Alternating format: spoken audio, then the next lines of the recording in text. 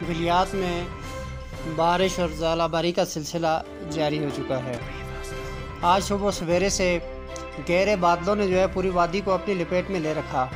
इस वक्त गलियात के बुलंदबाला पहाड़, मुकशपुरी और मीरा जानी पर शदीद ज़ालाबारी हुई, जबकि बलाई इलाकों में नथिया गली, डूंगा गली, अयूबिया, छांगला गली और गिरनुआ में बारिश का सिलसिला जारी है। शदीद बारिश और ज़ालाबारी से इलाके में वो सर्दी की शिद्दत में इजाफ़ा हो चुका है। लोगों ने गर्म मशरूबात के साथ साथ वो गर्म मलबूसात भी ज़ेब तन कर रखे हैं। इसलिए गलियात आने वाले सियाहों से गुजारिश है कि जब भी वो गलियात, मरी, कश्मीर की तरफ सियाहत के गर्ज से आएँ तो अपने साथ गर्म जैकेट्स, स्वेटर्स और शाल्स वगैरह ज़रूर साथ लाएँ।